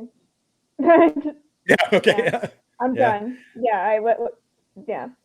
I'm done. Very, very disappointing. Very disappointing. I mean, the speeder he was in looks like it may have been a similar model to the one that Solo that Han's using at the beginning, but that speeder scene was much more intense and there was a high speed to it. That's perfect, Shanti. Yeah, absolutely. Yeah, and like, that's who's going to get there first? Yeah, right. When I saw this thing, that's what I thought of. Even like, because that scene in Solo, there wasn't a whole lot for them to have to get around or whatever. But it's still, I was like, oh, this is cool. I was looking at this like, all right, cool. We ran some, And somebody mentioned it earlier. The coolest thing about this was the Macquarie concept poster that was going across the roadway that they busted through. That's got Boba Fett in it. Did you guys see that? Yeah. That was cool. That was the coolest part of it. Oh. Yeah, but at the same time, it's like, okay, are you just disrespecting the imagery that came before because it was busted through by one of those kids on those ugly Vespas? So, was that more meant to be a message that no, the old is gone, in with the new? There could be other ways to look at that. And if it's nothing but another Easter egg, then it's, again, why are you so focused on showing us Easter eggs? Tell the story. Give us something that's worth watching. Stop wasting our time. Oh, yeah. Rick made a good point, but Luke was removed from it. That's an interesting take, Josh. Bailey, what do you think of that? Do you think that was them metaphorically smashing the old and moving in the new, or was that just supposed to be a fun Easter egg? No, I don't know. I honestly don't think they thought guys. enough about it to made it I don't think actually a there's any message. thought with this scene. I really don't. I don't think there's any brain activity going on here. Yeah. This reminded me of a studio backlot. There was always somebody crossing the road. You know, there's like that. I forgot what Like a one piece that of one glass comedy or something. Yeah, the one comedy movie where it's like that guy's job is simply to walk back and forth every 4 minutes with glass until somebody runs through it. Yeah. It was Pete's like it was just a gag. Yeah, fair enough. Because I think you guys are right. They didn't put that much thought into it. Yeah. I gave them too much credit with all that. I want to be fair to everybody here. I haven't put one of these up, but Steve-O, in the interest of fairness here, has a different take on this. Everything about the gang's look is designed to be out of sync with tradition. It convinces the traditionalists and causes them to accept or reject them. Boba Fett benefits by accepting them. And he's mentioned that this was all done on purpose to kind of jolt us older guys and stuff like that. And I think that's a legitimate take as well, Steve-O, and I appreciate that. I appreciate your optimism, Steve-O. Mike, hold on. I just sent you the pic of the painting to you. Oh, okay. Thanks, Mike. I appreciate that. Yeah. I don't even have, you know what? Let's just do this really fast, you guys. Let's see if I can get this done really fast. I might be crazy for trying, but you never know. Let's see here. There's that. So Mike sent me this picture. What the heck is going on? Why is that? All right. Never mind. All right. So my computer just lost its mind when I tried to do that. Oh, there we go. All right. Let's see what happens when I share this. Oh, there it is. So you can just barely see it. It's a little dark, but there's the picture we're talking about that they run through. I'll make it full screen so it helps a little bit. But yeah, isn't that funny? But there's no Boba's kind of peeking over the shoulder of Bib Fortuna there. Yeah, right back there. That's interesting. Thank you very much for doing that, Mike. I appreciate it, sir. But that's we're just gonna kind of wrap this up because we're already at an hour 41, and I don't want to keep you guys too long. But then at the end of it, we see that it's the Pikes theoretically, after all, coming down, and he's like, "All right, we gotta be ready to go to war." So, and that, right? Josh did that. Yeah, Bailey's obviously got an opinion about how foreboding that was. How'd you feel about that end, real quick? Again, I feel like it's more to just throw us off the scent. I think that there's a bigger bad behind it, that the Pikes are working for someone else that's more nefarious. I don't think they're really the threat. I think they're just the preliminary force, so to speak. We'll see. We may find out that they're really hardcore, but I don't know. I mean, they did seem to be pretty decent shots, I guess, from the train.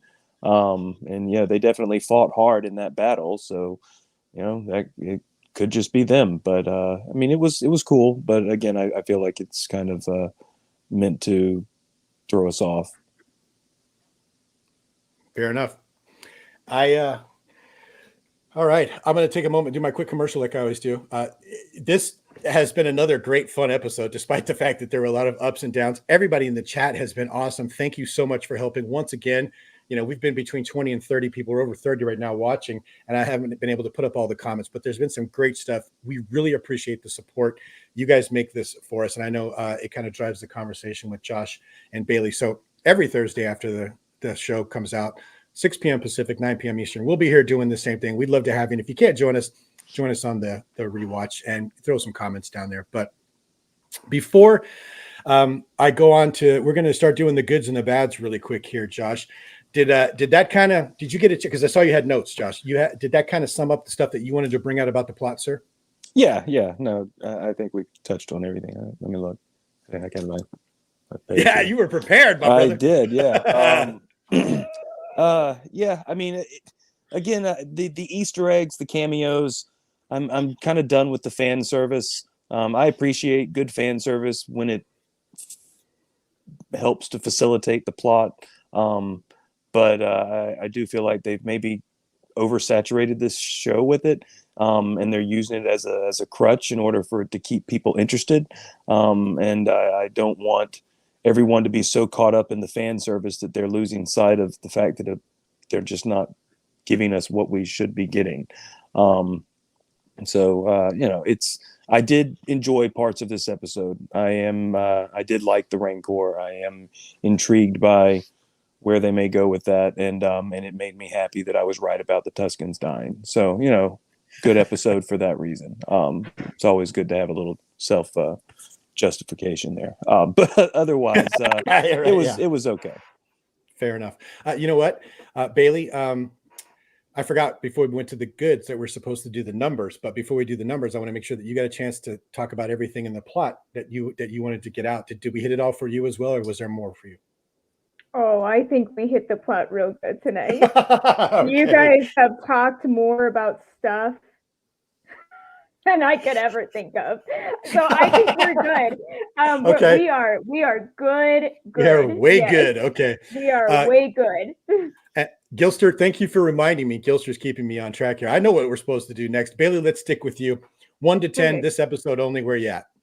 Ooh, all right, guys. You ready for this? I'm going to go with a 2, guys. And you know why I say 2? Because there was exactly 2 things I liked in this episode. We stayed in the present more, and Boba somewhat asserted himself more. That's it. Fair enough. I think that's, I don't think there's anything wrong with that at all. Josh, how about you? 1 to 10 this episode only. Where you at? I was going to give it about a 6 until I saw those Vespas. And all the just all the cameos were just really pulling me out of it. I'll give it a 5. Fair enough. A 5 on this one. This is the one I like to weigh in on. I was with you at first. I was like, oh, this is going to be good. And then Cyberpunk Squad 99 showed up. And I was like, oh, for goodness sakes. I liked the cameos. I'm not going to lie. I liked Stephen Root. I liked Danny Trejo. Didn't pull me out. It was awesome. But the gang and the Wookiee thing, the Wookiee fight made no sense in any fashion whatsoever. Mm-hmm. So I'm gonna go with you, Josh. I'm at about a 5. So if you have a number out in the comments right now that you'd like to throw up, and especially if it's really low or really high, we'd love to see it, and maybe a sentence or two describing why you were where you're at. Like I said, especially if it's really high. And then I'll go over to the comments right now, and we'll see where kind of everybody else was at. I kind of tipped Gilster's hand. Gilster's at a 6. I don't think that's incredibly off. The show is filler. Yeah, wow. There's a couple more people have joined us. It's all about the water. Yeah, 1 to 10. JT.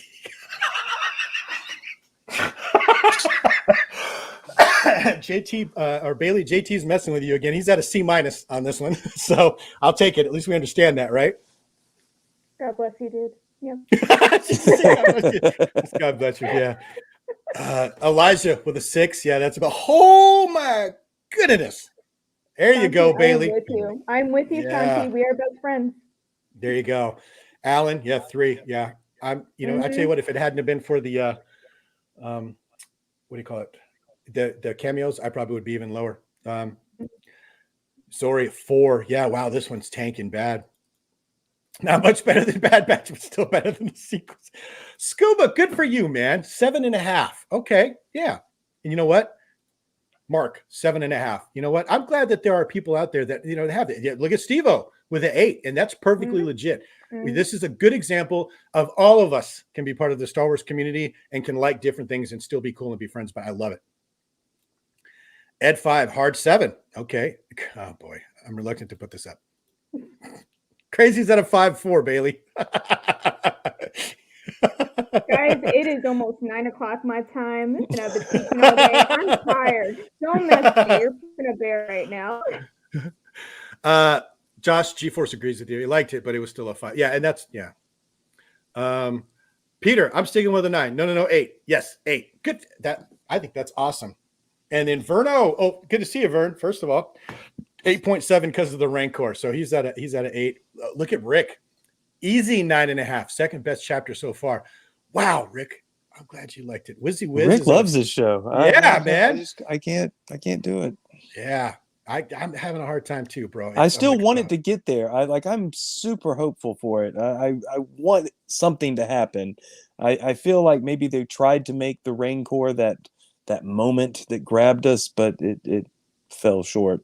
I'm still waiting for that. And again, we got it first episode on The Mandalorian. I mean, across the board, there was a collective fandom gasp as soon as we saw that little hand reaching up out of the pram. Yeah, we've yet to get that moment. I'm not saying we need a little baby running around. I'm just saying that we need something that's going to grab us. I believe the term, the industry term is we need that hook. That hook. Yeah. It's gonna hook me. I'm not hooked yet. If I miss the next week's episode, I'll be fine. I'll watch it 3 weeks later, and I'm not, not like I was with The Mandalorian. Honestly, if I weren't doing this show with you guys, I'd probably just binge it once it was all on. Just Bailey, it's starting to feel like homework again, and I was hoping that wasn't going to be the case. So, yeah, guys, this is like this show needs some CPR for me right now. It's losing me. It's losing me. Yep. Vince with a 6. First of all, Vince, thanks for stopping by, man. It's good to see you. But he didn't mind it, but that's about where we're at. Mike, same thing over in Australia. 6. You can look at Joe Blake. Are negative numbers available at this point? So yeah, I don't know. Is it? JT, I'm liking the plot as it develops, but man alive, this episode took me out of it. I think that's fair. Darth Wizzy Wiz, he liked the Rancor scenes. And Alan, the theme music and the bass kick always add 1 point to my score. So yeah, if you can put a good score to it, you're going to be doing a lot better with Alan. He's obviously a musician. Bailey, it's nearly 4 a.m. Hello. Do you have to teach children where you're at? Oh, okay. So we're at hour 50. I actually thought we would be done with this one a lot more quickly because of the episode we got, you guys. So I'm going to skip the goods and the bads because I think we pretty much hit them in the actual plot. So I'm just going to kind of go out with this, Josh. I think we went round and round Tatooine, up and down the plot, through the loopholes and the crap holes. You got any last things, anything else you want to add in there, Josh, before I slowly start getting us out of here? I want to see him leave the planet. I want to see him go off world and go somewhere else. We've seen enough of Tatooine at this point. I think they have developed that rock, that giant sandbox as much as they possibly can. I'm ready for them to show us some actually alien looking worlds, something that's new and fresh that we haven't seen before. That's a damn good point. He hasn't gotten in a spaceship, and he hasn't even fired his weapon that I'm aware of yet. So I want to see that. Bailey, before I slowly start to get us out of here, any last thoughts, anything you wanted to add in there, ma'am? I just really need this next episode to be good, guys. Oh. I really need it to be good because I want it to do well. Don't get me wrong. Like, I'm not trying to be like, I want this show to fail or anything. I want it to be good. But man, I need to be surprised. And I'm with Josh. I've had enough of the Tatooine. Show me something new. Please surprise me because I am just tanking right now. And this is not my area of Star Wars anyway. Like, this is already like, you need to keep my interest because I know nothing about this stuff. Everyone has their own niche and I'm just dying, guys. Yeah, there's no space wizards in this at all, Bailey. Can you believe that? Yeah, there's none. No, and that's fine, but please keep me engaged. And I just feel like I got like episode 1, I'm like, all right. Episode 2, okay. And now like, it's like, you got to get me back up. So yeah, I need this next episode to be good, guys. Fair enough. Do you guys think that Boba's going to rename his ship in this series? Pull some garbage like, oh, my father was a slave. I'm not going to be a slave to him anymore. And then just drop the name. Absolutely. Yeah. You're not going to hear the name Slave One in this show or any of the literature anywhere. Absolutely, Josh. Mm-hmm. Yeah. Mm-hmm. So Vern says Chrysanthemum. I love the character. One of the, him and that female Tusken who we're going to see again, Josh. Santa Claus. Santa Claus, yeah. On fire. Absolutely. For those of you who don't know, and I think everybody in the chat knows this, Oakhurst Studios, Vern, YouTube channel, made a custom black chrysanthemum. He looks sick. And it looks good. Get over there after this and go check that thing out. It is awesome sauce, you guys. So, you know what? That's right. Yeah, he calls it Gunship now. It's something Gunship. But anyway, we're going to get onto that one next episode because they're going to do something else or we're going to have to bring that up. But for those of you in the chat, those of you just joined us, those of you who've been here since the beginning, and those of you watching on the rewind, on behalf of Josh and Bailey, I cannot begin to tell you how much we appreciate everybody doing this with us, good or bad, indifferent, absolutely enthralled. all of us enjoy Star Wars, and we're all in this together. And it is still fun to watch, still fun to do this show and have you all join us. So thank you so much for being here every Thursday, 6 p.m. Pacific, 9 p.m. Eastern. We do the Book of Boba Fett breakdown until this show either breaks all three of us and we can't go back on the computer, or it's over. So, but with that, unless you guys want to interrupt me and tell me that I'm doing something wrong, we are going to get up out of here, you guys. All right. But you know how we do. We'll see you on the next episode.